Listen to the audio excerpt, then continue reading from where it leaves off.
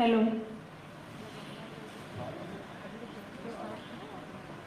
जय श्री राम। मैं मंच पर आए हुए सभी भाई बहनों का सादर नमस्कार करती हूँ और अभिनंदन करती हूँ। और ये कार्यक्रम अखिल भारतीय हिंदू रक्षा सेना द्वारा आयोजित किया गया है और आध्यात्मिक विश्वविद्यालय इसका संचालन कर रहा है। और मैं स्वामी दीपेशानंद जी का भी अभिनंदन करती हूँ, आभार व्यक्त करती हूँ, जिन्होंने इस कार्य का इनिशिएटिव लिया और इसको आगे बढ़ाया। अब मैं आपको हमारा जो आध्यात्मिक विश्वविद्यालय है उसका परिचय देना चाहती हूँ।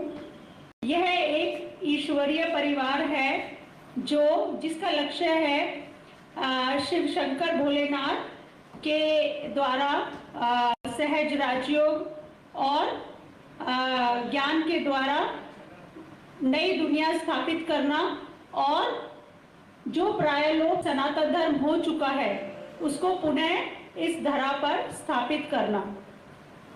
जैसा कि आप देख ही रहे हैं कि बहुत प्रयासों के बाद भी दुनिया में व्याभिचार, विकार, अशांति, दुख, तनाव, युद्ध का माहौल बना हुआ है।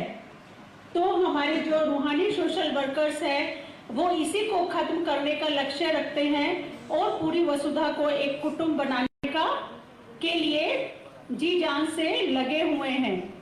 और इसके आध्यात्मिक केंद्र और गीता पाठशालाएं पूरे भारतवर्ष और विश्व में भी फैली हुई हैं। तो आज का जो विषय है हमारा कि सनातन धर्म का संस्थापक कौन है, तो जैसा कि हम जानते हैं कि क्रिश्चियन लोग जानते हैं कि हमारे धर्म का संस्थापक क्राइस्ट है, उसी के नाम से क्रिश्चियन धर्म पड़ा। और हमारी धर्म पुस्तक कौन सी है? बाइबल है।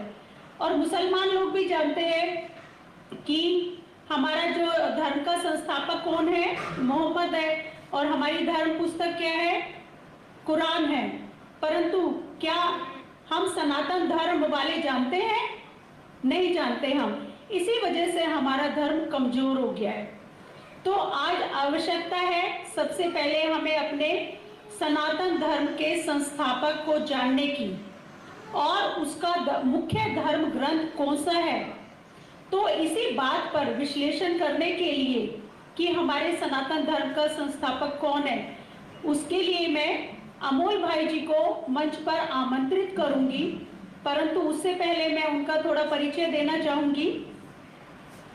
अमोल भाई जी 18 साल से आध्यात्मिक विश्वविद्यालय के सक्रिय सदस्य हैं और 12 साल से आध्यात्मिक विश्वविद्यालय में अपनी निःशुल्क सेवाएं प्रदान कर रहे हैं कानूनी सलाहकार के रूप में। और उन्होंने LLB की डिग्री मैकेनिकल इंजीनियर की और पोस्ट ग्रेजुएशन डिग्री टैक्सेशन में प्राप्त की है। और 12 से भी ज़्यादा विभिन्न राज्यों के हाई कोर्ट में उन्होंने केसेस लड़े हैं और सुप्रीम कोर्ट में भी केसेस लड़े हैं। और उन्होंने बहुत सारे 100 से भी ऊपर पूरे भारतवर्ष में अलग अलग विभिन्न राज्यों में सेमिनार्स किए हैं गीता जी पर और सनातन धर्म पर और अलग अलग विषयों पर जो सनातन धर्म और गीता जी से कनेक्टेड है। तो अब मैं अमोल भाई जी को आमंत्रित करती हूँ। अमोल भाई जी कृपया आप आए।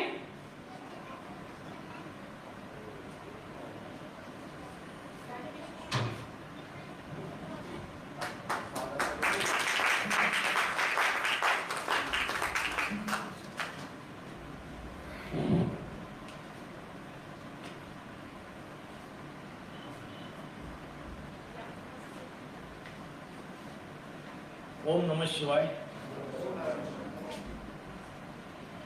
हम 2-3 मिनट एक मन को एकाग्र करने का अभ्यास करते हैं जिसको मेडिटेशन बोलते हैं और उसके बाद मैं मेरा सेमिनार को शुरुआत करूंगा।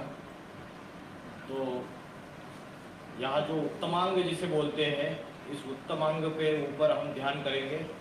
भ्रुकुटी के बीच में मन को एकाग्र करेंगे, बुद्धि को स्थिरियम करेंगे, कोई भी विचार मन में ना आ पाए। सभी 2 मिनट के लिए शांत बैठेंगे।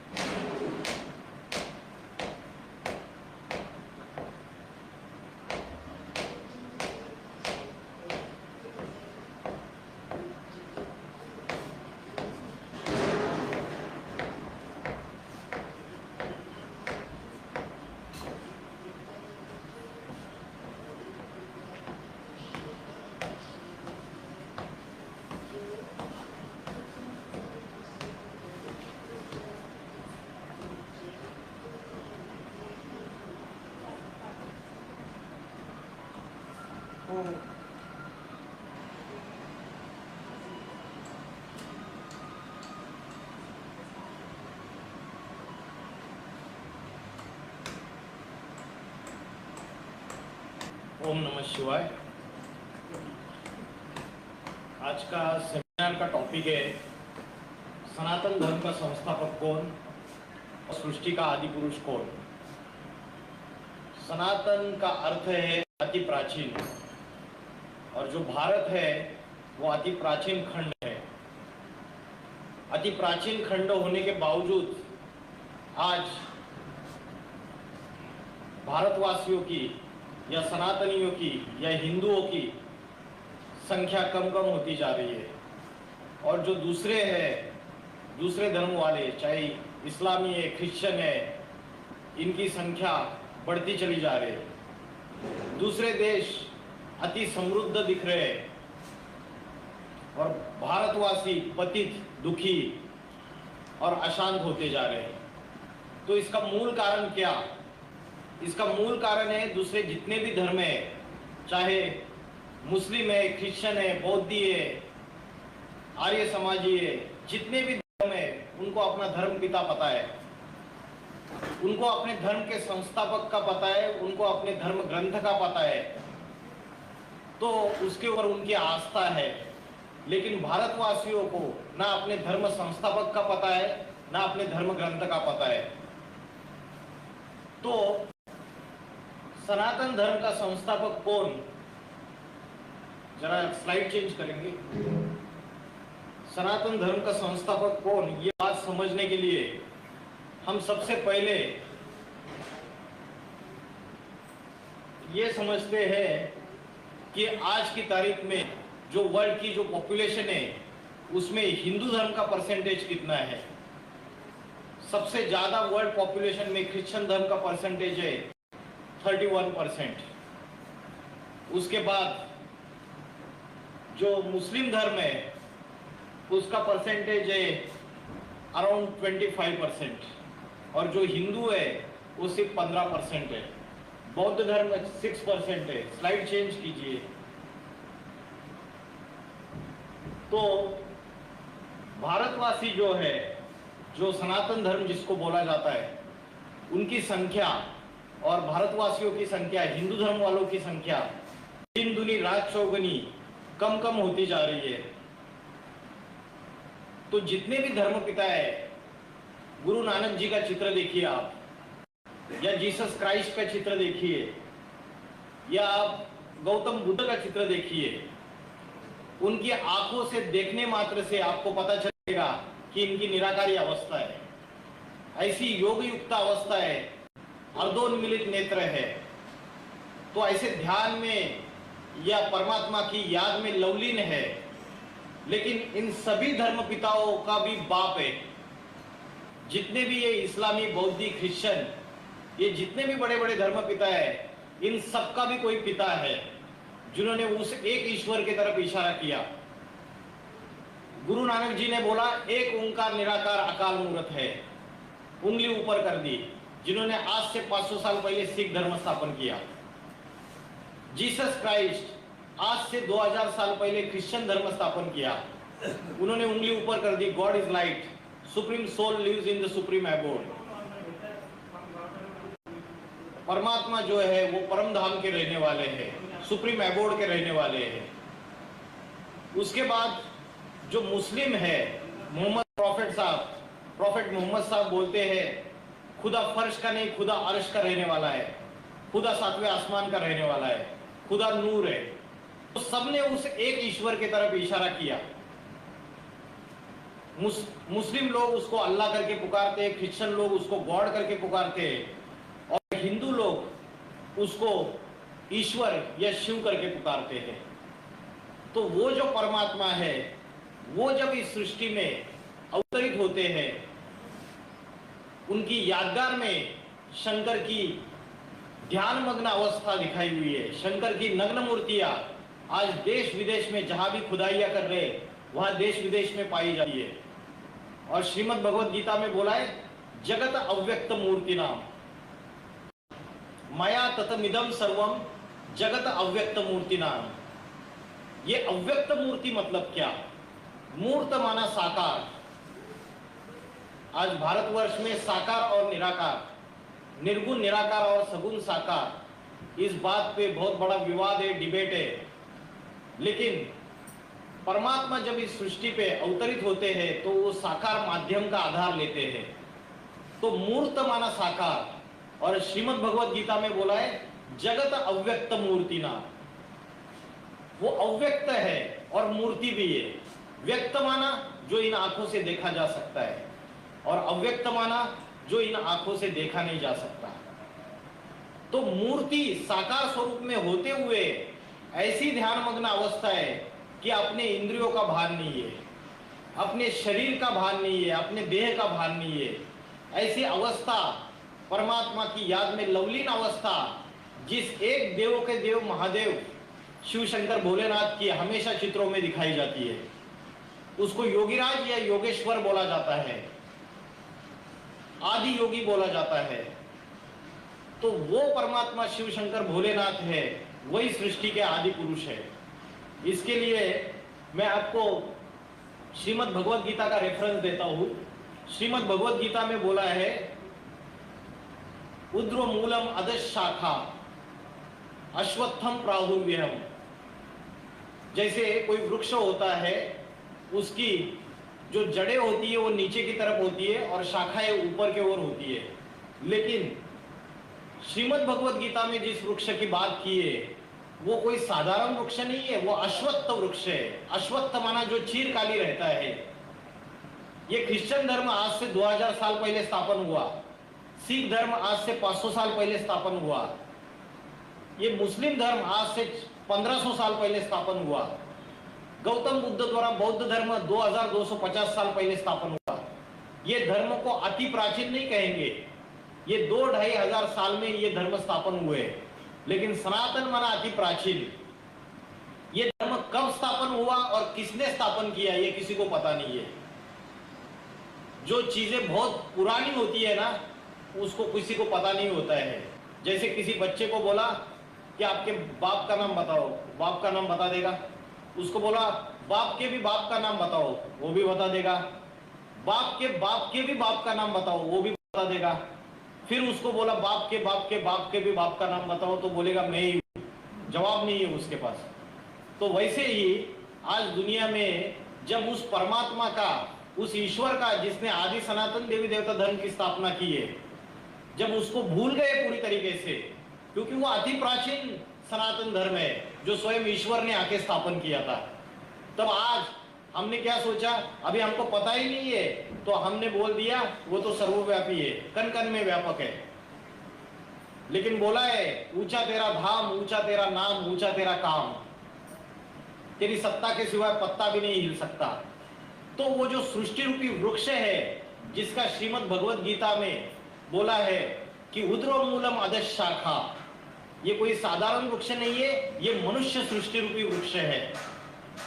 तो इसकी जो शाखाएं है, ये शाखाएं नीचे की ओर है, और इसकी जो जड़ें है ये उद्रोमूलम मानो ऊपर की ओर है। तो जड़ पहले होती है, फिर तना होता है, फिर शाखाएं होती है, और जड़ों के भी पहले होता है बीज, सारी सृष्टि का बीज। श्रीमद् भगवत गीता में बोला है बीजम माम सर्वभूतानाम विद्धि पार्थम सनातन, मैं सारी सृष्टि का बीज हूं। बुद्धि बुद्धि मता अस्मि तेजस तेजस्विना हम, मैं बुद्धिमानों की भी बुद्धि हूं। परमात्मा सारी सृष्टि में सबसे बुद्धिमान है। तो वो जो ईश्वर है वो इस कल्पवृक्ष का बीज है। ट्री का चित्र लिए कल्पवृक्ष का,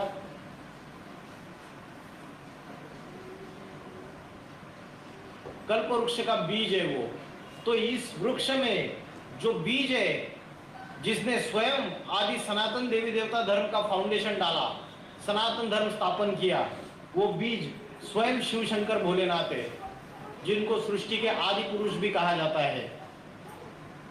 श्रीमद् भगवत गीता में बोला है त्वमादि देव पुरुषा पुराना स्तमस्य विश्वस्य परम निधानम, तू आदि देव है, तुम आदि देव पुरुषा पुराना स्तमस्य विश्वस्य परम निधानम, तू सारे विश्व का आश्रय करता है। तो वो परमात्मा जो है वो सारी सृष्टि का बीज रूप है। तो ये जो कल्पवृक्ष दिखाया गया है, झाड़ दिखाया गया है, उसका बीज जो सृष्टि का आदि देव है, आदि पुरुष है, स्वयं शिव शंकर भोलेनाथ है। और इसकी जो जड़ें हैं वो सनातन धर्म की जड़ें हैं, जो स्वयं ईश्वर आके स्थापन करता है।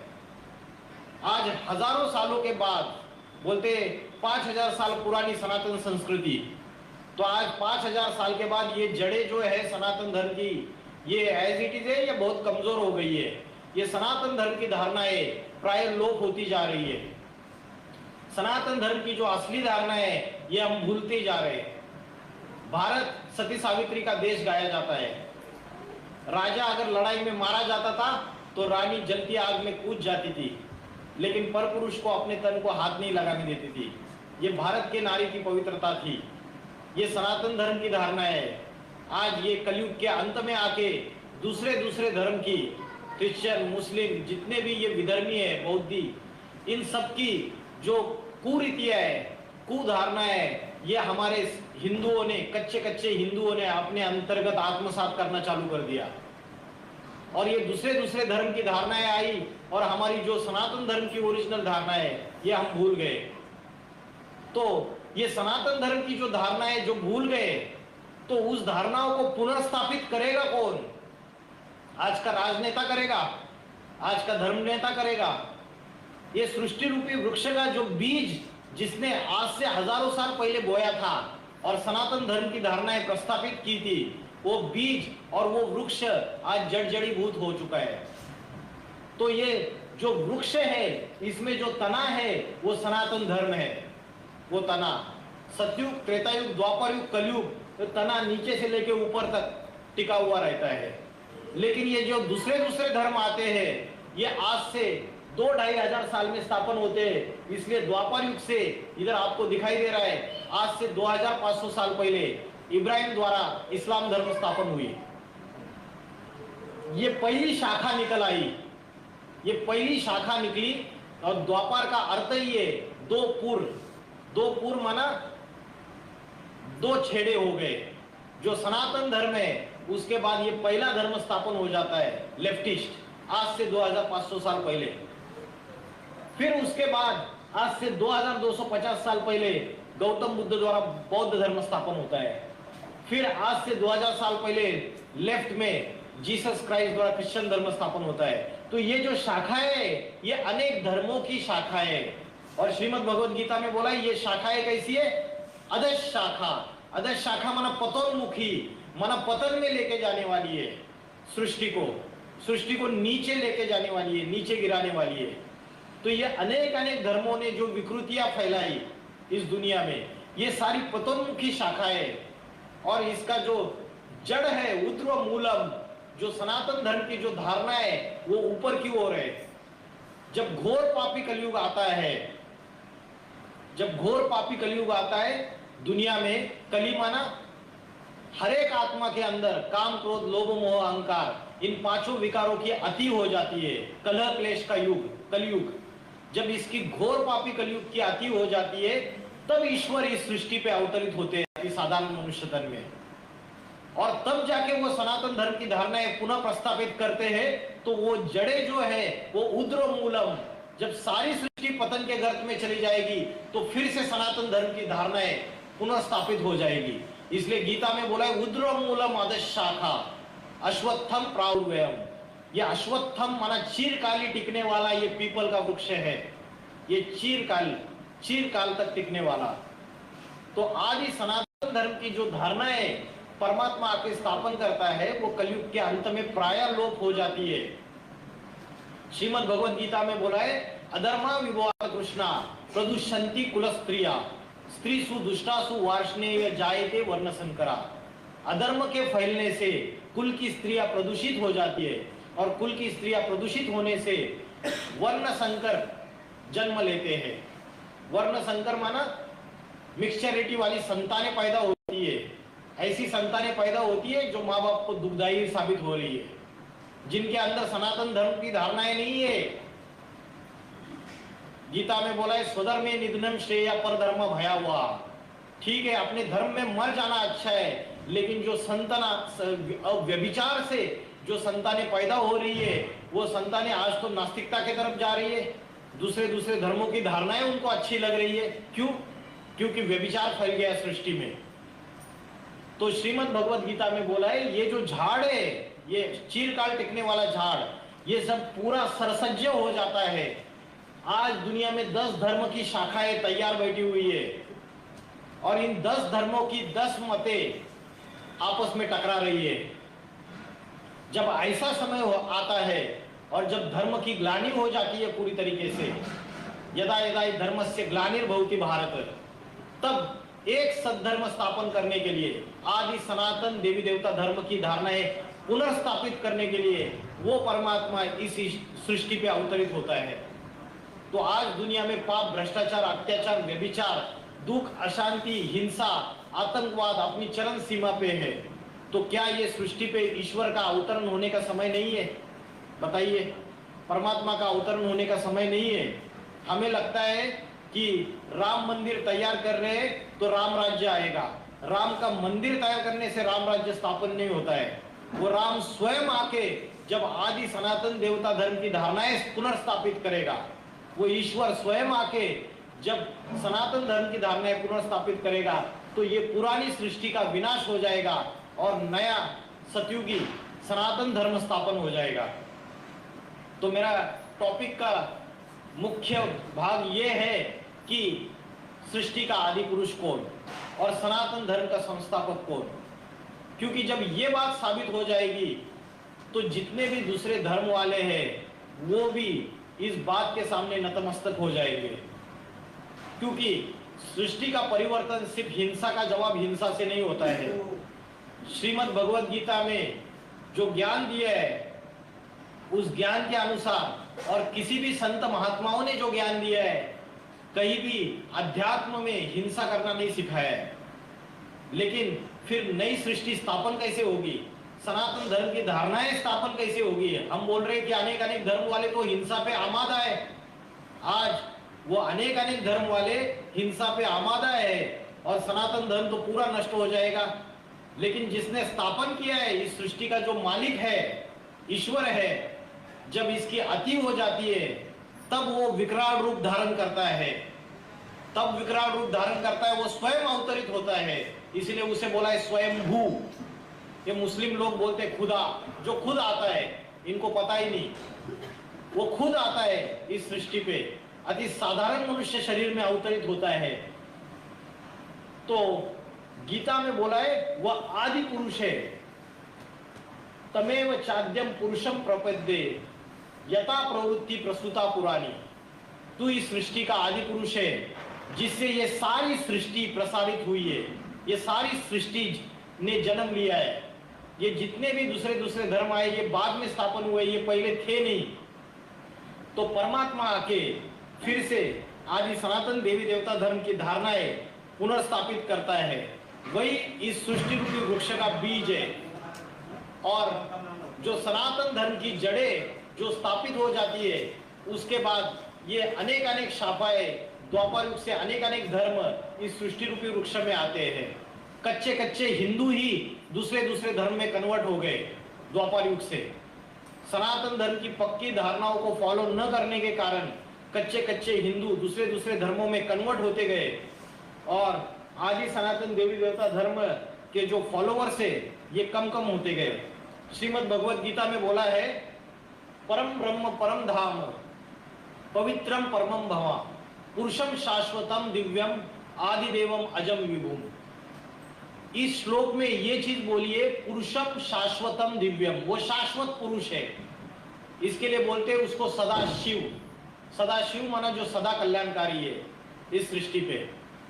तो वो शाश्वत पुरुष है। वो शाश्वत पुरुष पुरुषम शाश्वतम दिव्यम आदिदेवम अजम विभुम, वो आदिदेव है। तो मुझे बताइए आदिदेव किसको बोलते हैं? आदिदेव और आदिदेवी कोई बताएगा? आदि पुरुष आदि स्त्री कौन सी देवता है 33 करोड़ देवी देवताओं में जिसको आदिदेव बोला जाता है? किसको बोला जाता है आदिदेव? सृष्टि का आदिदेव, जिसका गीता में बोला है आदिदेवम अजम विभुम। अजम, अजम माना अजन्मा, जो जन्म नहीं लेता है। तो कौन सी ऐसी देवता है जिसका ना जन्म दिखाया ना मृत्यु दिखाई? कौन सी देवता है ऐसी? शिव जी, शिव शंकर भोलेनाथ, ना उनका जन्म दिखाया ना मृत्यु दिखाई। तो श्रीमद् भगवत गीता में जो ज्ञान दिया है वो वास्तविकता 1000 साल पहले, अगर गीता आप देखेंगे, गीता का अध्ययन करेंगे, तो जो जर्मनी के फिलोसोफर्स और साइंटिस्ट वो आके ये भारत में आके जब स्टडी करके गए तो उन्होंने ये बात साबित करके दिखाई कि श्रीमद् भगवत गीता पहले निराकारवादी रचना थी। निराकारवादी रचना होने की वजह से जो निराकारी स्टेज में टिकने वाला जो सबसे योगी पुरुष है वो है शिव शंकर भोलेनाथ। उनके चित्रों से ये बात साबित होती है कि सबसे हाईएस्ट निराकारी अवस्था में वो टिकते हैं। तो वह सृष्टि के आदिदेव है, इसलिए शंकर पार्वती को बोला जाता है आदिदेव आदिदेवी। जब सारी सृष्टि का विनाश हो जाएगा, प्रलय हो जाएगा कलयुग के अंत में, तब जब नई सृष्टि स्थापन हो जाएगी तो उस नई सृष्टि में एक प्रथम पुरुष और प्रथम स्त्री होने चाहिए जिनके द्वारा फिर से इस सृष्टि का संचालन होगा। तो वो प्रथम पुरुष और प्रथम स्त्री, उसके लिए हिंदू लोग बोलते हैं आदि पुरुष आदि स्त्री, आदिदेव आदिदेवी शंकर पार्वती। क्रिश्चियन लोग बोलते हैं एडम और ईव, जैन लोग बोलते हैं आदिनाथ आदिनाथिनी, और मुस्लिम लोग बोलते हैं आदम और हव्वा। सबने नाम अलग अलग दे दिए लेकिन है वो एक ही पर्सनैलिटी। सबने नाम अलग अलग दे दिए तो हम बोलते हैं ना, अरे कौन सी बाबा आदम के जमाने की बात बता रहे हो। तो वो जो आदम जो मुस्लिम लोग मानते हैं वो आदि पुरुष इस सारी सृष्टि का, वो शंकर ही है। इस बात का उनको पता नहीं है। ये मुस्लिम एक मुफ्ती मोहम्मद इलियास साहब है, इनका आज से 1 साल पहले इंडिया टीवी पे और सारे नेशनल न्यूज चैनल्स पे इनका भाषण आया था और इन्होंने ये बात बताई थी कि भाई आवाज करो। इन्होंने ये बात बताई थी कि शिव शंकर भोलेनाथ की प्रॉफिट प्रथम, हमारे प्रथम प्रॉफिट है, प्रथम पैगंबर है, और शंकर और पार्वती ये दोनों जो है ये ही शंकर और पार्वती यही हमारे माता पिता है। मुस्लिम धर्म का जो मूल बीज है वो सनातन धर्म ही है और उसके प्रथम पैगंबर ये शंकर और पार्वती है। तो उन्होंने ये बात बताई मोहम्मद इलियास जी ने, मुफ्ती मोहम्मद इलियास जी ने।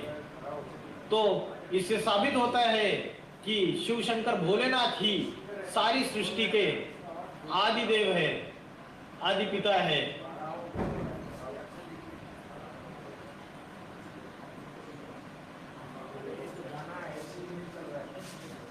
आगे लीजिए स्लाइड, स्लाइड आगे लीजिए।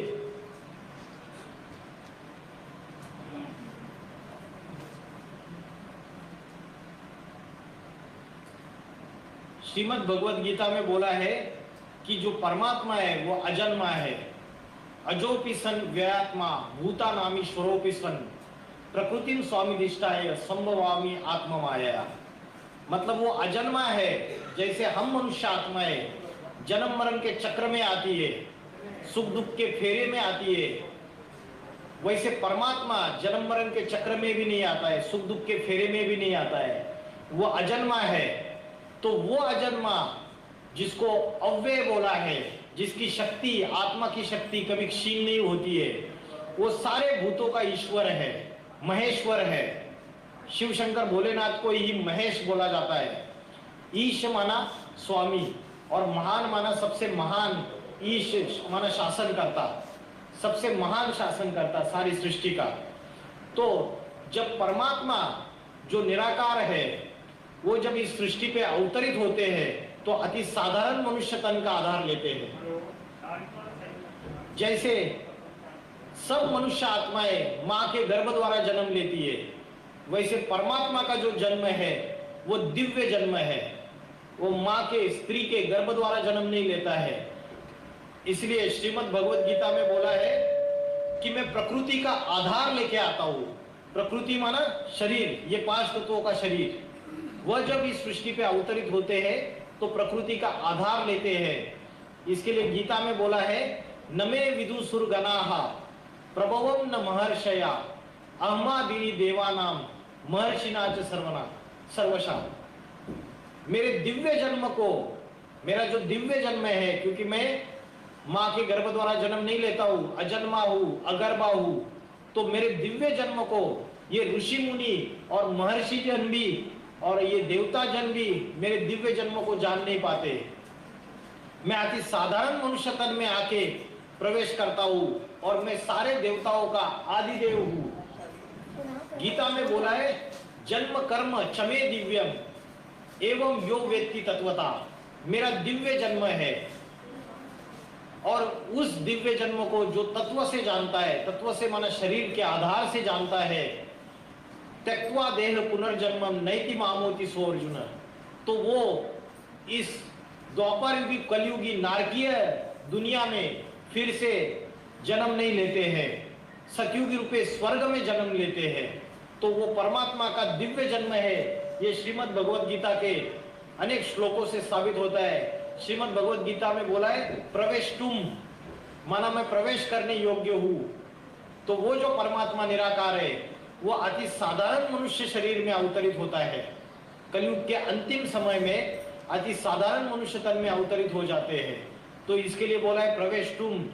जैसे कोई भूत प्रेत आत्मा किसी में प्रवेश कर जाती है, वैसे परमात्मा जो निराकार ज्योति स्वरूप है, जिसको हम शिव बोलते हैं, और उसकी यादगार में हम उसकी शिवलिंग के रूप में पूजा करते हैं। आपने देखा रहेगा कि जो हिंदू है वो 33 करोड़ देवी देवताओं को मान्यता देते हैं, और जितने भी देवी देवता है उनको हाथ कान नाक पैर सारा मनुष्य जैसा है, लेकिन एक शिवलिंग ऐसा है जिसका आकार इस तरीके से बनाया हुआ है। कभी हमने सोचा ये शिवलिंग का आकार ऐसे क्यों दिया है? बाकी देवी देवताओं को तो दुर्गा माता है, सरस्वती माता है, जितने भी देवी देवता है, राम है, कृष्ण है, जितने भी देवी देवता है उनको मनुष्य जैसा रूप दे दिया। इंद्र देवता है, वरुण देवता है, अग्नि देवता है, लेकिन एक शिवलिंग है उसको इस तरीके का आकार क्यों दिया? क्यों दिया इसका आकार पता है आपको? क्योंकि परमात्मा जो है वो निराकार ज्योति स्वरूप है। उस निराकार ज्योति स्वरूप को सारे धर्म वाले मान्यता देते हैं और उसकी पूजा भी करते हैं, अलग अलग रूपों में, अलग अलग नामों से उसका गायन करते हैं। वो निराकार ज्योति स्वरूप जो निर्गुण निराकार है, जब इस सृष्टि पे कलयुग में पाप भ्रष्टाचार अत्याचार की अति हो जाती है तो अति साधारण मनुष्य तन में प्रवेश करता है, और जिस मनुष्य तन में प्रवेश करता है उसका गायन है शंकर। शिव है निराकार, शंकर है साकार। शिव जिस शरीर में प्रवेश करता है उसके द्वारा हम बोलते हैं शिव शंकर भोलेनाथ। शिव है निराकार, शंकर है साकार। इसलिए आपने देखा रहेगा शंकर ध्यानमग्न अवस्था में बैठे हुए हैं। अगर शंकर भगवान है तो किसका ध्यान कर रहे हैं? जरूर उनसे ऊपर कोई शक्ति है, आदि शक्ति है, तो वही निराकार शिव है, ज्योति स्वरूप। तो परमात्मा निराकार, निर्गुण निराकार कलयुग के अंतिम समय में अति साधारण मनुष्य तन में प्रवेश कर लेते हैं और सारी सृष्टि में जब पाप, भ्रष्टाचार, अत्याचार की अति हो जाती है तब इस सृष्टि के परिवर्तन का कार्य आरंभ करते हैं। मनुष्य को लगता है कि हम इस सृष्टि का परिवर्तन करेंगे, हम इस सनातन धर्म को बचा लेंगे, लेकिन ये कार्य ना कोई राजनेता ना धर्म नेता कर सकता है। ये स्वयं परमात्मा आके ये सृष्टि परिवर्तन का कार्य करता है। इसके लिए श्रीमद् भगवद गीता में एक श्लोक आया है, जगत विपरिवर्तते। आपने ये श्लोक सुना रहेगा, उसमें बोला है जगत विपरिवर्तते। जगत विपरिवर्तते का अर्थ है कि विपरीत दिशा में मैं इस सृष्टि का परिवर्तन करता हूं। आपने कभी देखा रहेगा कोई व्यक्ति मरने को आया है एकदम, और डॉक्टर भी बोलते हैं कि है ना, अभी हमने जितनी कोशिश करनी है कर ली, अभी कुछ नहीं हो सकता, अभी परमात्मा जो है, ईश्वर जो चाहे वो हो जाएगा। वैसे ही आज की तारीख में हिंदू सारे के सारे सोच रहे हैं कि अरे सनातन संस्कृति तो पूरी नष्ट होती जा रही है, हिंदुत्व नष्ट होता जा रहा है, मतलब मरने को आ रहा है, लुप्त तो होती जा रही है संस्कृति। तब एक्चुअली क्या मनुष्य उस लुप्त होने की संस्कृति को बचा सकता है? हिंसा का आधार लेके बचा सकता है? वो स्वयं ईश्वर वो आके इस सृष्टि को फिर से आदि सनातन देवी देवता धर्म का फिर से पुनरुत्थान करता है। मनुष्य को लगता है हम कर लेंगे, लेकिन बोला है नरक। नरक का अर्थ होता है नर जो करता है वो नरक ही बनाता है, और ईश्वर आके स्वर्ग स्थापन करता है। स्व मना आत्मा और ग मना गया, जो आत्मिक स्थिति में गया, अपने देहाभिमान से ऊपर उठ गया, इन इंद्रियों के भोगों से ऊपर उठ गया, वो स्वर्ग है, स्वर्ग की दुनिया है। वो स्वयं ईश्वर आके स्थापन करता है। इसलिए जो सनातन धर्म के जितने भी धर्मावलंबी है वो ये ना सोचे कि वो ईश्वर ऐसे ही बैठा हुआ है और इस संस्कृति का तो पूरा नाश होने को आया। जब इसकी अति हो जाती है तो वो अति साधारण मनुष्य शरीर में इस सृष्टि पे अवतरित हो चुका है। अभी मैं बोल रहा हूं वो हो चुका है इस सृष्टि पे अति साधारण मनुष्य तन में, जिसके लिए गीता में बोला है नाहम प्रकाश सर्वस्य योग माया समावृत मूढ़ो यमुना भिजानाति। मैं सबके सामने प्रकट नहीं हूं, योग माया से ढका हुआ हूं। ये सारी सृष्टि भौतिक सुखों के, ये भौतिक जितने भी लौकिक सुख है, ये इंद्रियों के सुख है, ये देह के सुख है, इसके आसक्त हो गई है। इसलिए उस साधारण तन में आए हुए भगवान को पहचान नहीं पा रही है। इसलिए बोला मैं सबके सामने प्रकट नहीं हूं, योग माया से ढका हुआ हूं। ये योग माया है, झूठी माया, झूठी काया, झूठा सब संसार। तो इसमें सारे फंसे हुए पूरी तरीके से। आज से 500 साल पहले सूरदास जी ने अपनी आंखें निकाल दी। क्यों? क्योंकि वो बोल रहे थे इस सारी दुनिया मुझे विषय विकारी वैश्यालय नजर आ रहा है। अरे 500 साल पहले उनको वैश्यालय नजर आ रहा था, तो 500 साल के बाद क्या हालत हो गई। अभी तो ये टेक्नोलॉजी इतनी आ गई, इंटरनेट आ गए, मोबाइल्स आ गए, सारी टेक्नोलॉजी ने इतना डेवलप किया गया कि छोटे छोटे बच्चों की बुद्धि विकृत हो गई।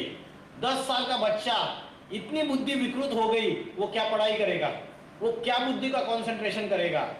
इस साइंस के साधनों ने ऊपर भी उठाया तो नीचे भी गिराया। साइंस के साधनों से बड़े बड़े 5 स्टार होटल बने, बड़े बड़े मॉल्स आए, इंटरनेट आए, टेक्नोलॉजिकल डेवलपमेंट हुई, एरोप्लेन आए, अल्पकाल की सुख शांति मिल रही है, लेकिन नैतिकता का और चारित्र्य का अधपतन होता गया। जब इसकी अति हो जाती है तो परमात्मा अति साधारण मनुष्य शरीर में वो सृष्टि का जो बीज है वो फिर से अवतरित होता है। या जो कोई किसान होंगे जिन्होंने खेती की होगी, उनको एक बात पता होगी कि जो बीज बोते हैं ना हम, और जब वृक्ष तैयार हो जाता है तो जो पहला फल निकलता है उस वृक्ष का, उसमें वही बीज निकलता है ना, फिर से जो बोया हुआ है, जो पहला फल निकलेगा वही बीज निकलता है। वैसे ये सनातन धर्म की जो 5000 साल पुरानी संस्कृति है, ईश्वर ने आके वो सनातन धर्म का बीज डाला था। अभी 5000 साल का ये चक्कर जब पूरा हो जाता है तो वो ईश्वर, ये झाड़ जब सरसज्ज हो जाता है, सारे धर्म आपस में लड़ाई झगड़ा करना चालू हो जाते हैं। अनेक अनेक धर्म की धारणाएं फैल जाती है, तुंडे तुंडे मतिर भिन्ना। जब ऐसा समय आता है तब वो ईश्वर अति साधारण मनुष्य तन में वो बीज जो बोया गया था वो पहले फल से फिर से बाहर आता है, और कलयुग के अंतिम समय में वो ईश्वर अति साधारण मनुष्य तन में इस सृष्टि पे फिर से अवतरित होते हैं और सनातन धर्म की जो प्राय लुप्त होने वाली जो संस्कृति है उसको पुनर्स्थापना करते हैं। तो श्रीमद् भगवद गीता में बोला है, अवजानान्ति मां मूढ़ा मानुषी तनुमाश्रितम। मुझे साधारण तन में आए हुए भगवान को मूर्ख बुद्धि लोग पहचान नहीं पाते, क्योंकि परमात्मा अति साधारण मनुष्य तन में अवतरित होते हैं। तो उसको कैसे पहचाने अगर वो अति साधारण तन में आया हुआ है? आज दुनिया में हजारों संत महात्मा है, बाबा है, कोई हजारों लोग बैठे हुए, हजारों सत्संग है, उन सारे इसमें वो असली हीरा इस सृष्टि पे अवतरित हो चुका है। उसको कैसे पहचाने? तो परमात्मा को सिर्फ ज्ञान के आधार से पहचाना जा सकता है। श्रीमद् भगवद गीता में बोला है कि ज्ञान चक्षु, ये ज्ञान के नेत्र मैं तुझे देता हूं, इस ज्ञान के आधार से ही तू मुझे पहचान सकता है, इन स्थूल नेत्रों से तू मुझे पहचान नहीं सकता है। तो परमात्मा अति साधारण मनुष्य तन में जब आता है तब ऐसा ज्ञान सुनाता है जो ज्ञान कोई भी संत महात्मा, चाहे तुलसीदास हो, कबीरदास हो, सूरदास हो, चाहे संत ज्ञानेश्वर हो, तुकाराम हो, एकनाथ हो, चाहे नरसिंह मेहता हो, मीराबाई हो, कोई भी संत महात्मा, कोई बड़े धर्म पिता, प्रॉफेट मोहम्मद हो, गुरु नानक हो, गौतम बुद्ध हो, जीसस क्राइस्ट हो, जिन्होंने बड़े बड़े धर्म स्थापन किए, कोई भी ऐसा ज्ञान नहीं सुना पाया। ऐसा सृष्टि का आदि मध्य और अंत का ज्ञान स्वयं परमात्मा आके सुनाता है।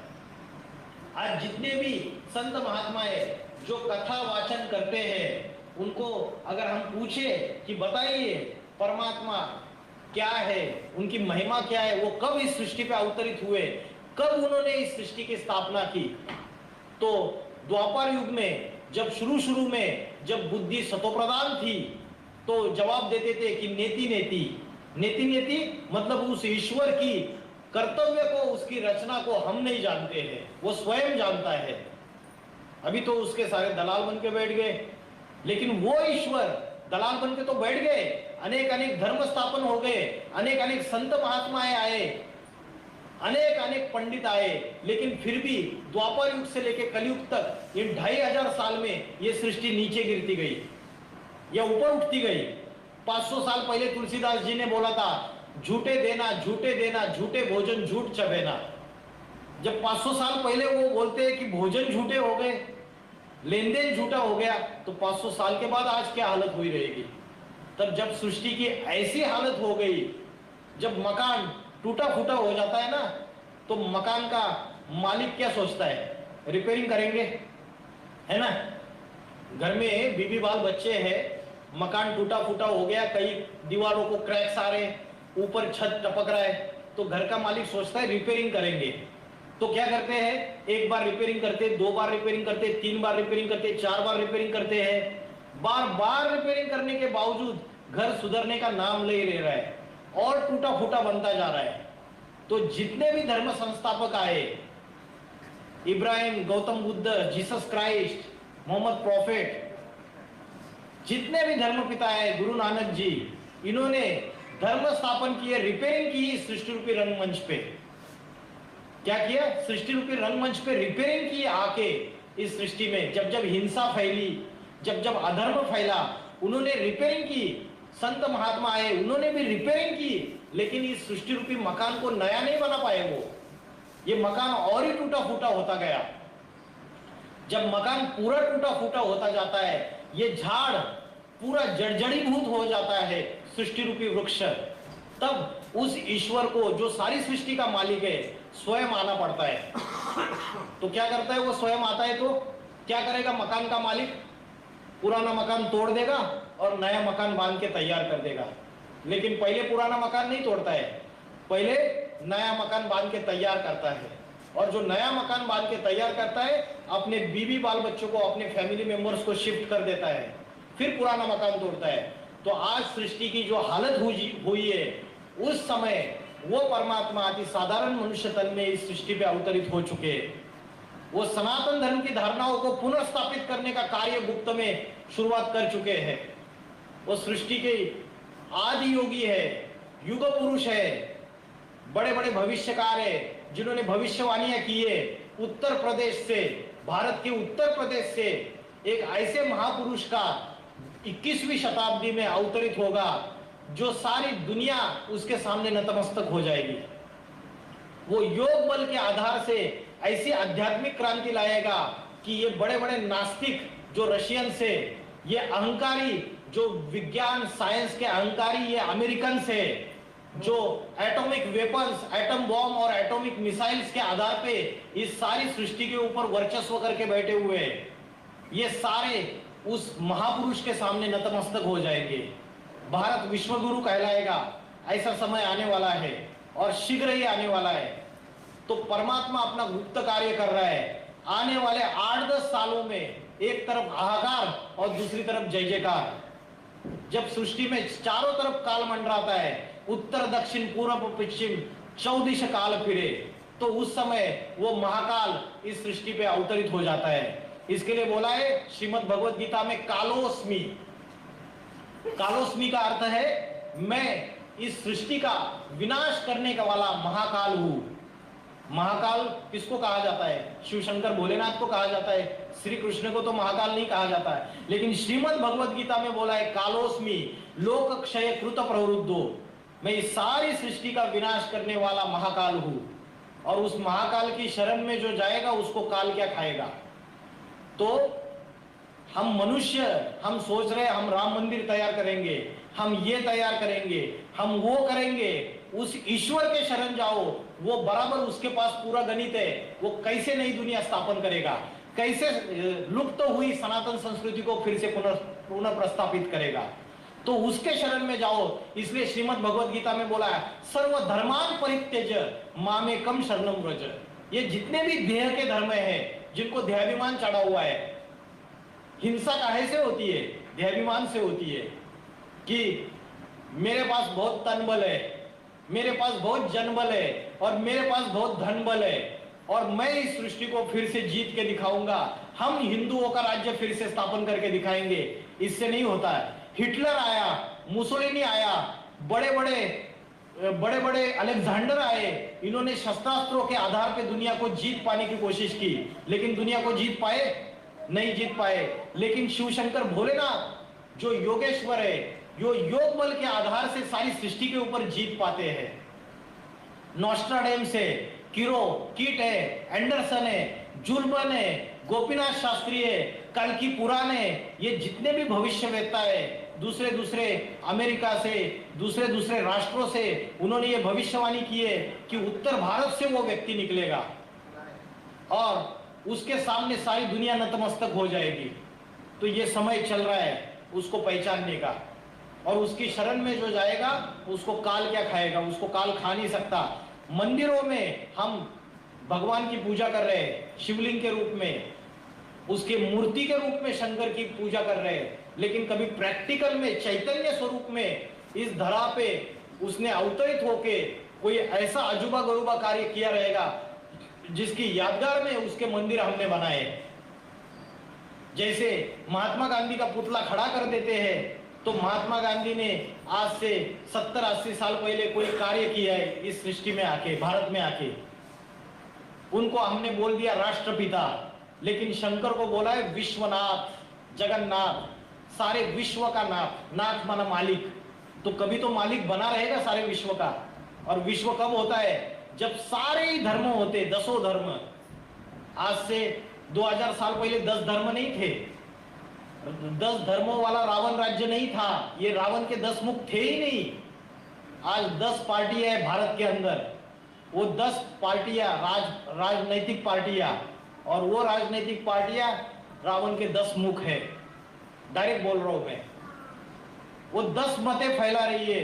रावण को 10 मुख होते, 10 मुखों से 10 बातें करता है रावण। वो 10 मतें फैला रही है और उससे क्या हो रहा है, अंधेर नगरी चौपट राजा, टकासेर भाजी टकासेर खाजा, ये हालत है दुनिया की आज की तारीख में। और ये जो 10 धर्म फैले हुए हैं, ये भी रावण के 10 मुख है। आज जो जाति व्यवस्था पैदा हो चुकी है, एक समाज में, एक छोटे से जिले में 10 जातियां आपस में लड़ाई झगड़ा कर रही है, ये भी रावण के 10 मुख है। 10 बड़े बड़े देश है, अमेरिका, ऑस्ट्रेलिया, यूरोप, अफ्रीका, ये सारे 10 बड़े बड़े धर्मखंड ये भी आपस में लड़ाई झगड़ा कर रहे हैं, ये रावण के 10 मुख है। तो ये रावण राज्य चरम सीमा पर है। और राम जब इस सृष्टि पे अवतरित होने का ये समय है, वो इस सृष्टि पे अवतरित हो चुका है। वो स्वयं ही अपना राम राज्य स्थापन करेगा, वो स्वयं ही अपना राम मंदिर बनाएगा। कोई मनुष्य उसका मंदिर नहीं बना सकता चंदा इकट्ठा करके। ईश्वर स्वयं आके नई दुनिया स्वर्ग स्थापन करता है। इसलिए बोला है कलातीत कल्पांतकारी, शास्त्रों में बोला है कलातीत कल्पांतकारी। जब सारे कल्प का अंतिम समय आता है तो वो ईश्वर इस सृष्टि पे अवतरित होता है। कल्प माना 4 युगों का कल्प बनता है, सतयुग, त्रेता युग, द्वापर युग और कलयुग, ये चारों युग मिलके एक कल्प बन जाता है। उस सृष्टि के अंतिम समय में उस ईश्वर का अवतरण इस सृष्टि पे हो जाता है। राम का जन्मदिन रामनवमी के रूप में मनाते, कृष्ण का जन्मदिन कृष्ण जन्माष्टमी के रूप में मनाते। लेकिन शिव जब इस सृष्टि पे अवतरित होते हैं तो आज मनुष्य सारे महाशिवरात्रि क्यों मना रहे? कभी सोचा? शिव जन्माष्टमी क्यों नहीं बोला, शिव जयंती क्यों नहीं बोला, महाशिवरात्रि क्यों बोला, रात्रि ये शब्द क्यों लगाया, महारात्रि ये शब्द क्यों लगाया शिव के साथ? रात्रि माना अंधकार, पापों की, अज्ञान अंधकार की, विकारों की, काम क्रोध लोभ मोह अहंकार, विषय वासना की जब अति हो जाती है, सारी दुनिया अज्ञान अंधकार में फैल जाती है। कौन सा अज्ञान? ना आत्मा का ज्ञान है, ना परमात्मा का ज्ञान है। आज जो भी मनुष्य मात्र है उनको स्वयं की आत्मा का भी ज्ञान नहीं, मेरा असली स्वरूप क्या है। साधनों के पीछे, व्यक्तियों के पीछे, रिश्तेदारों के पीछे सुख ढूंढ रहे हैं, लेकिन उनको पता नहीं सुख और शांति मेरे आत्मा के अंदर बसी हुई है। तो आत्मा का भी ज्ञान नहीं है और उस ईश्वर का भी ज्ञान नहीं है, परमात्मा का, जो आत्माओं में परम आत्मा है। जब ऐसा अज्ञान फैल जाता है इस सृष्टि पे तो ये अज्ञान अंधकार की रात्रि बन जाती है। और कैसी रात्रि? घोर अज्ञान अंधकार की रात्रि। इसलिए उसे बोला है महाशिवरात्रि। रात्रि में क्या होते हैं? पाप कर्म होते हैं ना, विषयों के भोग होते हैं रात्रि में। ये सारी दुनिया विषयों में लिप्त हो जाती है, विषय वासना में वैशाल्य बन जाती है ये सारी दुनिया। तो ये जब श्रीमद् भगवद गीता में बोला है काम महाशत्रु है, श्रीमद् भगवद गीता में क्या बोला है? काम महाशत्रु है। त्रिविधस्य नरकस्य इदम द्वारम नाशनम आत्मना काम क्रोधस्तथा लोभ तस्मात् एतत् त्रयं त्यजेत्। ये तीनों नरक के द्वार खोलने वाले, काम क्रोध और लोभ। भारत जो शिवालय था, आज मुझे बोलने में शर्म आ रही है लेकिन भारत वैश्यालय बन चुका है। अभी काम क्रोध और लोभ इसके अधीन हो चुका है। काम माना विषय वासना। तो ये तीनों नरक के द्वार खोलने वाले हैं। और गीता में बोला ये काम महाशत्रु है, जयेनम पापनाशम, ये महाशत्रु है, इसको मार दे। काम एष क्रोध एष रजोगुण समुद्भवा महाशनो महापापमा विद्धि येन ह्यो वैरिणम। इसको वैरी समझ, इस काम विकार को। हम सोच रहे हैं हम ढेर सारे बच्चे पैदा करेंगे और जो विकृतियां, जो गलत गलत धारणाएं फैली हुई है उनका अंत कर देंगे। अंत उससे नहीं होता है। श्रीमद् भगवद गीता में बोला है काम जीते सो जगत जीत, इंद्रिय जीतो सो जगत जीत, मन जीते सो जगत जीत। इस मन को एकाग्र करके दिखाओ, शंकर जी जैसी निराकारी योग बल की अवस्था पैदा करके दिखाओ।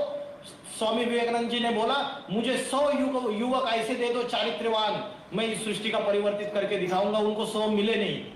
जब परमात्मा स्वयं इस सृष्टि पे आता है तो ऐसा पावरफुल पवित्रता का ऐसा संगठन स्थापन करके दिखाता है, उनके आधार से इस सृष्टि का परिवर्तन होना चालू हो जाता है। हिंसा से इस सृष्टि का परिवर्तन नहीं हो सकता कभी भी। महाभारत में कौरव पांडवों की जो लड़ाई दिखाई, उसमें हम देखते हैं एक तरफ भगवान बोल रहे कि ये हिंसा जो है ये त्याग देनी है, और दूसरी तरफ हम देख रहे हैं कि वो लड़ाई बाणों से, गदा से, भालों से युद्ध कर रहे हैं। तो सारी बातें रूपकात्मक है। कवियों ने जो कविता की है उस कविता में अपनी भावभंगिमा डाली है। उस कविता का गहरा अर्थ वो कवि ही बता सकता है। कई जाने कवि, कई जाने रवि। वो कवि स्वयं उसका अर्थ बता सकता है। वो जो शस्त्रास्त्र दिखाए वो ज्ञान के शस्त्रास्त्र है, वो कोई लोहे के भाले और लोहे के बाण नहीं है। परमात्मा ने आके हिंसक लड़ाई लड़के ये सृष्टि स्थापन नहीं की, नई दुनिया। बोलते परमात्मा आके यदा यदा ही धर्मस्य ग्लानिर्भवति भारत अभ्युत्थानाम धर्मस्य, एक सद्धर्म की स्थापना करता है और अनेक पापी धर्मों का विनाश कर देता है। तो अगर श्री कृष्ण द्वापर युग में आए, परमात्मा द्वापर युग में आए, तो द्वापर युग के बाद सतयुग आना चाहिए था, स्वर्ग स्थापन होना चाहिए था। पापी कलयुग कैसे आ गया? तो जरूर मनुष्य को शास्त्रों में जो भी बातें हैं उसमें अपनी अपनी इंटरप्रिटेशन मनुष्य ने मिक्स कर दी। श्रीमद् भगवद गीता की आज की तारीख में 1000 टीका टिप्पणियां है। आदि शंकराचार्य जी की गीता कहती है कि आत्मा और परमात्मा एक ही है, एको ब्रह्म द्वितीय नास्ति। माधवाचार्य करते हैं कि आत्मा परमात्मा अलग अलग है। रामानुजाचार्य गीता की अलग व्याख्या करते हैं। उसके बाद लोकमान्य तिलक अपनी गीता की व्याख्या करते हैं, रविंद्रनाथ टैगोर अपनी गीता की व्याख्या करते हैं, स्वामी प्रभुपादा अपनी गीता की व्याख्या करते हैं। हजारों टिका टिप्पणियां लोगों ने उस श्रीमद् भगवद गीता में अपने अपने मतांतर मिक्स कर दिए, इंटरप्रिटेशन कर दिए, लेकिन उस ईश्वर का पता किसी को भी नहीं है। इसलिए बोला है आत्मा परमात्मा अलग रहे बहुकाल, सुंदर मेला सज गया जब सदगुरु मिला दलाल। वो सदगुरु, गुरु तो ढेर सारे हैं लेकिन सदगुरु एक ही होता है, सच्चा गुरु। सिर्फ टाइटल लगाने से सदगुरु नहीं होता है। वो जग्गी वासुदेव जी ने टाइटल लगा दिया अपने नाम के आगे सदगुरु, उससे सदगुरु साबित नहीं होता है। सत, सत माना सत्य, और शास्त्रों में बोला है सत्यम शिवम सुंदरम। एक शिव ही 100% सत्य है और वो 100% सुंदर है, वो 100% कल्याणकारी है। इसके लिए जितने शिवलिंग सारी दुनिया में पाए जाते हैं उतने किसी भी देवी देवता के मंदिर नहीं पाए जाते। उस शिव शंकर भोलेनाथ की नग्न मूर्तियां जहां भी खुदाइयां हो रही है आज भी दूसरे दूसरे देशों में पाई जाती है, किसी भी देवी देवता की पाई नहीं जाती है, क्योंकि उसने आके ऐसा हीरो पार्ट बजाया इस सृष्टि रूपी रंगमंच पे। कभी तो बजाया होगा, और बजाया तब सारी दुनिया ने उसको माना और उसके सामने नतमस्तक हो गए। और मैं आपको बता रहा हूं वो हीरो इस सृष्टि पे अवतरित हो चुका है, वो शिव शंकर भोलेनाथ, जिसके लिए शास्त्रों में बोला है कि वो विश्वनाथ है। शंकर पार्वती को बोला है जगतम पितरम वंदे पार्वती परमेश्वरु। तो जगत के माता पिता कब बने? वो सारी सृष्टि ने उनको माता पिता के रूप में कब माना? भारत ने नहीं, जगतम पितरम वंदे। जगत में सारे ही धर्म है, हिंदू मुस्लिम क्रिश्चियन बौद्ध सारे ही धर्म आ गए, सिख, उन सारे धर्मावलंबियों ने उस एक को माता पिता के रूप में माना। तो कब माना? हर कलयुग के अंतिम समय में ये सृष्टि रूपी चक्र है, सतयुग, त्रेतायुग, द्वापर युग और पापी कलयुग। पापी घोर कलयुग का जो अंतिम समय है, और वो अंतिम समय की निशानी क्या है?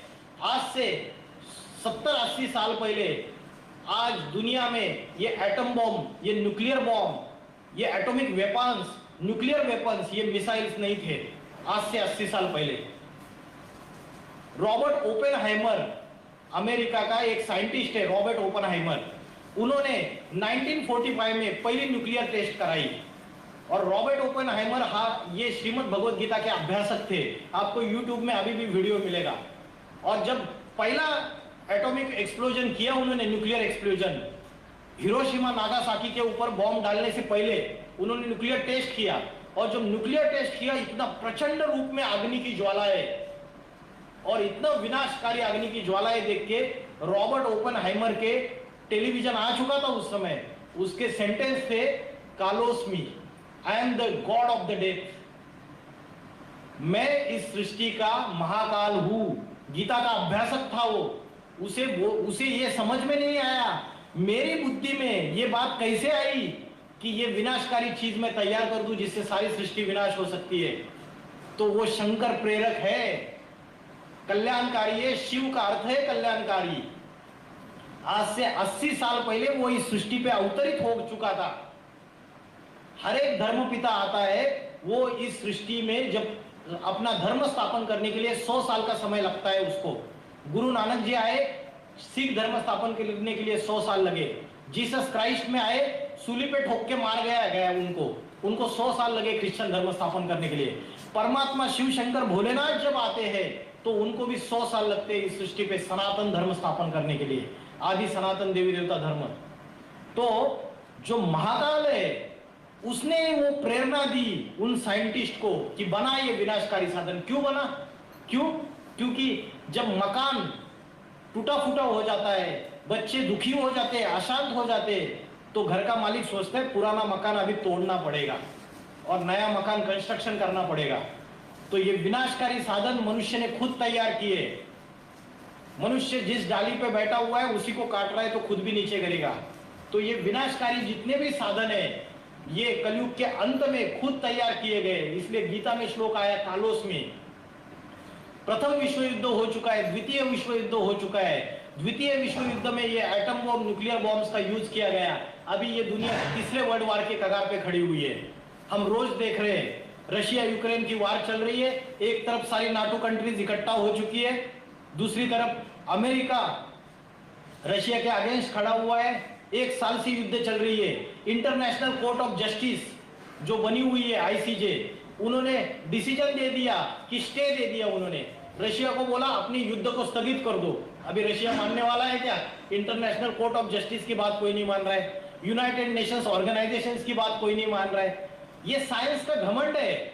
जो आत्मा परमात्मा को, आज रशिया में मैक्सिमम लोग नास्तिक है, जाके देखिए, वो ना आत्मा को मानते हैं ना परमात्मा को मानते हैं। वो बोलते हैं साइंस के आधार से हमने ये जो साधन तैयार किए, ये लोहे के जो मिसाइल्स तैयार किए, जिसके लिए महाभारत में बोला है, शास्त्रों में बोला है, यादवों के पेट से मूसल निकले। क्या बोला है? यादवों के पेट से मूसल निकले। ये मूसल कौन से मूसल है? ये लोहे के मिसाइल से।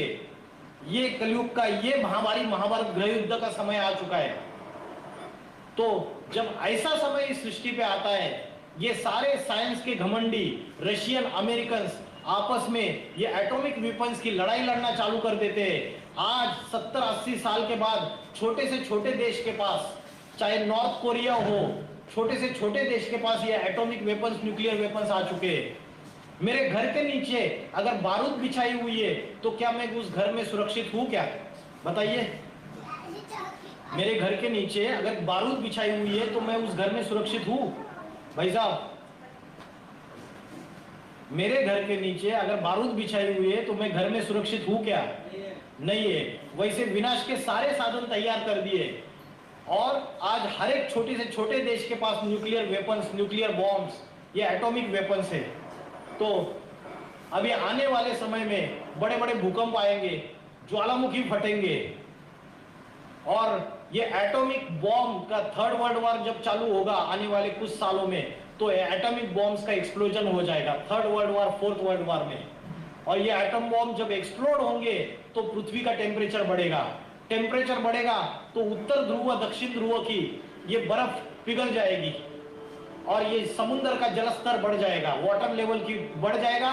तो ये बड़े बड़े अमेरिका, यूरोप, ये भूखंड, ये सारे सागर में समा जाएंगे। ये ताश के पत्ते की तरह ये बड़ी बड़ी बिल्डिंग्स गिर जाएगी। ये बॉम्बे, कलकत्ता, दिल्ली, ये बड़ी बड़ी जो बिल्डिंग्स खड़ी हुई है ना, ये ताश के पत्ते की तरह गिर जाएगी। अभी हमने देखा तुर्कस्तान, सीरिया में क्या हुआ, हजारों लोग मर गए। अभी तो होलसेल मौत होने वाली है आने वाले समय में। अकाल पड़ेगा, दुकाल पड़ेगा, सड़कों के ऊपर नोटों की गिड्डियां गिरी रहेगी, लेकिन खाने के लिए अनाज का दाना नहीं रहेगा, मिलेगा, क्योंकि धरती के ऊपर पापों का बोझा बढ़ता चला जा रहा है। और धरती कौन है? ये कन्या माता ही धरनी है। तो ये ज्वालामुखी फटेंगे, ये एटॉमिक एक्सप्लोजन्स होंगे और इसी समय इस महाकाल का अवतरण होता है सृष्टि पे। महाकाल का अर्थ है महामृत्यु, सारे संसार की महामृत्यु। तो महाशिवरात्रि इसलिए बोला है कि जब ऐसी घोर अज्ञान अंधकार की पापों की रात्रि फैल जाती है, उस समय शिव का इस सृष्टि पे अति साधारण मनुष्य तन में अवतरण होता है। वो शिव निराकार है, वो किसी साकार मनुष्य शरीर में अवतरित होके सारी सृष्टि में योगी राज का रोल प्ले करता है। तो इसलिए बोला है ज्ञान सूर्य प्रगटा अज्ञान अंधेर विनाश। जब वो ज्ञान सूर्य शिव इस सृष्टि पे प्रकट हो जाता है तो अपनी ज्ञान की रोशनी से सारे इस पापों का, विकारों का, अज्ञान अंधकार का विनाश कर देता है। तो मुझे बताइए कि जैसे वो सूर्य होता है, वो स्थूल रोशनी देता है, वैसे वो परमात्मा शिव आके इस सृष्टि पे ज्ञान की रोशनी देता है। तो क्या ये समय नहीं है कि सृष्टि पे परमात्मा का अवतरण होने का? बताइए, अपने अंदर भी हम झांक के दे सकते हैं। अपने अंदर भी पांचों विकारों की आती है। छोटे बच्चे से लेके बूढ़े तक किसी का भी मन एकाग्र नहीं है, सबका मन भटक रहा है। तो ऐसे समय परमात्मा आके स्वयं अपना परिचय देता है। इसलिए श्रीमद् भगवद गीता में बोला है, स्वयमेवान आत्मनात्मानम वेत्थत्वम पुरुषोत्तमा। मैं स्वयं ही आके अपना यथार्थ परिचय देता हूँ। कोई गुरु गोसाई, पंडित, पुजारी, कोई मौलवी, कोई पादरी मेरा परिचय नहीं दे सकता। वो मैं स्वयं ही आके अपना यथार्थ परिचय देता हूँ। तब इस सृष्टि को पता चलता है कि ईश्वर क्या चीज है। वो सृष्टि का आदि मध्य अंत का ज्ञाता है। इस सृष्टि रूपी मकान की शुरुआत कब हुई और उसका अंत कब होगा ये किसी को भी पता नहीं है। बाकी तो शास्त्रों की जो बातें बताई जाती है उसमें ये क्लियर नहीं है कि सृष्टि का आदि कब हुआ और अंत कब हुआ। तो वो स्वयं में आके इस आदि मध्य अंत का सारा ज्ञान खोल देता है। जैसे मकान बनाता है, मकान का मालिक फाउंडेशन डालता है, मेहनत करता है, फिर जाके ग्राउंड फ्लोर बनाता है, फर्स्ट फ्लोर बनाता है, सेकंड फ्लोर बनाता है। उसके बच्चे, उसके पुत्र पौत्र, उसके ग्रैंडसन, उनको पता थोड़ी होता है कि कैसे मेरे दादा ने, कैसे मेरे पापा ने मकान कैसे बनाया, कैसे फाउंडेशन डाला, कब डाला, उनको नहीं पता है। वो तो सिर्फ उपभोग ले रहे मकान का। वैसे ईश्वर जो है वो स्वयं ही इस सृष्टि रूपी मकान की शुरुआत कब हुई और इसका अंत कब होने वाला है, इसका सही ज्ञान आके बता सकते हैं। तो वो जो परमात्मा है, जो सनातन धर्म के आदि पिता है, आदि देव है, वह इस सृष्टि पे जब आते हैं तो अभोक्ता का पाठ बजाते हैं। इसलिए शंकर को बैरागी के रूप में दिखा दिया। कैसा दिखाया? बैरागी, अनासक्त। गीता में बोला है, न माम कर्माणि लिम्पन्ति न मे कर्म फले स्पृहा इति माम यो भिजानान्ति कर्म भिन्नस्य बद्धते। मैं कर्मों में लिंपायमान नहीं होता हूँ। जो भी कर्म इस सृष्टि पे आके करता हूँ, मुझे कर्म फल की कोई स्पृहा, माना इच्छा नहीं है।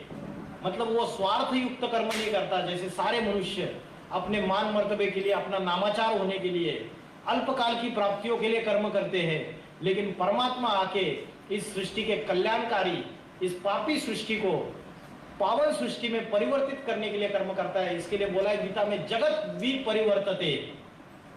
मैं विपरीत दिशा में इस सृष्टि का परिवर्तन करता हूं। तो विपरीत दिशा में कैसे परिवर्तन करता है? सतयुग, सतयुग में आत्मा की 100% पवित्रता, 100% शांति, 100% प्रेम, 100% आनंद। त्रेता युग में 85%, द्वापर युग में 50% और कलयुग आते आते 10% और कलाहीन, आत्मा कलाहीन बन जाती है। सतयुग में 16 कला संपूर्ण और कलयुग में आत्मा की जो पावर है, आत्मा की जो पवित्रता की शक्ति है, आत्मा की प्रेम, आनंद, शांति, सुख, ये सारा कमजोर हो जाता है पूरी तरीके से। तो इस पापी कलयुग को, सतयुग, त्रेता युग, द्वापर युग और कलयुग, इस पापी कलयुग को उल्टी दिशा में फिर से पावन सतयुग में, अगर श्रेष्ठ युग में परिवर्तित करना है तो उस केस में उसको बोलते हैं विपरिवर्तते। विपरिवर्तित माना रिवर्स डायरेक्शन में मैं परिवर्तित करता हूं। तो रिवर्स डायरेक्शन में कैसे परिवर्तित करेगा? ये आत्मा के अंदर जो 5 विकार है, काम, क्रोध, लोभ, मोह, अहंकार, इन 5 विकारों को भस्म करने वाला राजयोग सिखाता है वो। भारत का प्राचीन राजयोग किसी को पता ही नहीं है। आज हम जो योगासन प्राणायाम कर रहे हैं उससे हम हमारे देह को स्वस्थ बना सकते हैं, देह को नियंत्रित कर सकते हैं, लेकिन आत्मा का जो कंट्रोल करने का जो योग है वो स्वयं शिव शंकर भोलेनाथ सिखाते हैं। वो राजयोग, वो ऐसा राज है उसमें जिसके लिए श्रीमद् भगवद गीता में बोला है, राज विद्या राज गुह्यम पवित्रम इद उत्तमम। ये राजाओं की विद्या है, ये राजा बनाने वाली विद्या है, ये गुह्य राज है, ये स्वयं मैं साक्षात ईश्वर आके सिखाता हूं। ये गीता में बोला है। तो कब सिखाई उसने? द्वापर युग से लेके कलयुग तक बड़े बड़े राजाएं बने, महाराणा प्रताप, पृथ्वीराज चौहान, इनके अंदर ये विल पावर कहां से आई? छत्रपति शिवाजी महाराज, ये विल पावर आत्मा के अंदर कहां से आई? उनके अंदर ये राजाई के संस्कार कहां से आए? किसने डाले और कब डाले संस्कार? वो परमात्मा ने स्वयं जब सृष्टि में सदगुरु, टीचर बनके, परम शिक्षक बनके सारी सृष्टि का God father is liberator and guide, जब गाइड बनके इस सृष्टि पे अवतरित होते हैं तो वो आत्मा के अंदर उस राजाई के, उस रॉयल्टी के, वो देवत्व के संस्कार डालते हैं। तो वो ईश्वर आके ये राजयोग की शिक्षा, राज विद्या स्वयं आके सिखाता है, तभी इस सृष्टि का परिवर्तन होता है, विपरीत दिशा में परिवर्तित होता है। कलयुग से लेके, पापी कलयुग से लेके पावन सतयुग, उस सतयुग को हिंदू लोग स्वर्ग या वैकुंठ बोलते हैं, क्रिश्चियन लोग उसको पैराडाइज बोलते हैं और मुस्लिम लोग उसको जन्नत बोलते हैं, जन्नत। और बोलते हैं मुस्लिम लोग कयामत के समय खुदा के बंदे बहुत मौज में रहेंगे। तो कयामत का समय माना विनाश का समय। तो खुदा के बंदे कौन? जिसने इस शिव शंकर भोलेनाथ को पहचाना। वो जब चैतन्य स्वरूप में इस आता है तो थोड़े ही पहचानते उसको। इसलिए श्रीमद् भगवद गीता में बोला है, मनुष्याना सहस्त्रेषु कश्चित यतति सिद्धये यततामपि सिद्धाना कश्चित माम वेत्ति तत्वता। इन सहस्त्रों मनुष्यों में कोई कोई मुझे प्राप्त करने के लिए यत्न करते हैं, प्रयत्न करते हैं, और उनमें से भी कोई कोई तरीके से दूध डाला लेकिन इस विष को खत्म नहीं कर पाए। ये शंकर विष पाइए, ये शिव शंकर भोलेनाथ, वो सारी सृष्टि का ये जो विष फैला हुआ है ना, गलत गलत धारणाओं का, गलत गलत जो सनातन धर्म की धारणाएं लोप हो चुकी है, उसका विष प्राशन करता है, विकारों का विष प्राशन करता है। वो सारा विष खत्म कर देता है। इसलिए वो क्रांति की देवता है, वो सभी धर्म पिताओं का बाप है। वो विनाशकारी किस चीज का विनाश करता है? असुरी प्रवृत्तियों का विनाश करता है, अनेक धर्मों का विनाश करता है, और एक धर्म, एक राज्य, एक भाषा, एक जाति, एक मत स्थापन करके जाता है सारी दुनिया में। इसलिए शंकर को विनाशकारी बोला है। लोगों ने इसका गहरा अर्थ ही नहीं समझा। कभी तो उसने इस सृष्टि पे आके पुरानी कुरीतियों का, पुरानी कुधारणाओं का विनाश किया होगा और एक सद्धर्म स्थापन किया होगा। तो वर्तमान में वो आया हुआ है। अभी मनुष्य को आदत क्या लग गई है पता है क्या? कि जीसस क्राइस्ट आया, उसको जब आया तो तथाकथित धर्मगुरुओं ने सूली पे ठोक के मार दिया उसको, उसकी बातों को एक्सेप्ट नहीं किया, सूली पे ठोक के मार दिया। और आज की तारीख में क्रिश्चियनिटी को 300-350 करोड़ लोग फॉलो करते हैं। कितने? 300-350 करोड़। मरने के बाद जब आया तब सूली पे ठोक के मार दिया। वैसे ही उस जीसस क्राइस्ट ने कभी ये नहीं बोला कि मैं गॉड हूं, उसने इशारा दिया उस गॉड का। उसने बोला I am the son of the God, I am the messenger of the God. Prophet Mohammed साहब ने बोला मैं तो पैगंबर हूं खुदा का, मैं तो पैगाम देने वाला हूं। खुदा तो नूर है, वो ज्योति स्वरूप है। जो मक्का मदीना में जो संग अस्वद का काला पत्थर रखा हुआ है, जहां हज की यात्रा में जाते हैं, तो वो शिवलिंग है। वो ज्योति स्वरूप, निराकार ज्योति स्वरूप शिवलिंग की स्थापना की थी आज से 2500 साल पहले इब्राहिम ने। और इसका पूरी तरीके से प्रूफ है कि मोहम्मद साहब आज से 1500 साल पहले आए, हिस्ट्री में पक्का प्रूफ है। और उन्होंने मूर्ति पूजा का खंडन किया, जबकि पहले इस्लाम में मूर्ति पूजा को माना जाता था। और उन्होंने आके लड़ाइयां लड़के मूर्ति पूजा का खंडन कर दिया और भगवान को, निराकार एक अल्लाह को इबादत करना चालू कर दिया, एक अल्लाह की इबादत। जबकि जो काबा में जो बना हुआ है, जो वो वास्तविक रीत्या शिवलिंग है, जो शिवलिंग स्थापित हुआ था, वो निराकार ज्योति स्वरूप शिव है, उसकी यादगार में वो बना हुआ था। तो ये जितने भी धर्म वाले हैं, उस एक निराकार शिव शंकर भोलेनाथ को, क्योंकि निराकार इसलिए क्योंकि वो निराकारी अवस्था में टिकता है, ऐसी योग युक्त अवस्था में स्थित हो जाता है, उसको मानते हैं ये सारे के सारे धर्म वाले। और वो सब आत्माओं का एक ही पिता है, अलग अलग नहीं है। तो ये अनेक धर्मों का विष कोई भी निकाल नहीं पाया। तो सारे विश्व का नाथ, इस सृष्टि का पिता आके विष निकालता है। और कैसे निकालता है? एक ही देवता है सारी देवताओं में, जिसके लिए बोला शंकर ने कामदेव को भस्म किया। अभी जो कथा बनाई गई कामदेव को भस्म किया, अगर हम उसको ऐसे ही समझेंगे ऐसे ही समझेंगे छोटी बुद्धि से कि कोई काम देवता थी और शंकर जी आए और उन्होंने उसको भस्म कर दिया। काम देवता नहीं थी। पुरुष जो होता है, कोई भी पुरुष होता है, वो अपनी सब इंद्रियों को कंट्रोल कर सकता है, लेकिन आवेश जब आता है तो अपनी कामेंद्रियों को कंट्रोल नहीं कर पाता है। तो शंकर ऐसी देवता है, ऐसा पुरुष है, परम पुरुष, ऐसा पुरुषोत्तम है, पुरुषों में सबसे उत्तम। वो अपने अंदर के काम विकार को भस्म कर देता है, अपनी कामेंद्रियों को ऐसे कंट्रोल कर लेता है, पहले अपने अंदर के काम विकार को भस्म कर देता है सबसे पहले, और अपनी इंद्रियों को कंट्रोल कर लेता है। उसकी यादगार में उसका लिंग पूछा जाता है। दूसरे देवी देवताओं के कमल नयन, कमल पाद, कमल हस्त, इसकी पूजा होती है, लेकिन शिव शंकर भोलेनाथ का एक लिंग की पूजा होती है, क्योंकि उस इंद्रिय के ऊपर वो जीत पाता है। इसलिए बोला है कामदेव को भस्म कर दिया। तो राजयोग की असली प्रक्रिया अपने विषय विकारों के ऊपर जीत पानी है, और जब वो जीत पाएगी तो इंद्रिय जीते सो जगत जीत, मन जीते सो जगत जीत, तो सारे विश्व के ऊपर फिर कितने भी हिंसा करने वाले हैं ना, उनका ऐसे ही विनाश हो जाएगा, ऐसे ही खात्मा हो जाएगा। ये राजयोग की पावर है, ये योग बल की पावर है। लेकिन भारतवासी भारत के प्राचीन राजयोग को भूल चुके हैं, भारत के धर्म संस्थापक को भूल चुके हैं, जो प्राचीन राजयोग का प्रणेता है, जिसने राजयोग की शिक्षा पढ़ाई, उसको भी भूल चुके हैं। धर्म ग्रंथों को भूल चुके हैं, श्रीमद् भगवद गीता को, और उसमें ये सारी शिक्षाएं दी हुई है। उसके कारण भारतवासी और भारत दुर्गति में चला गया।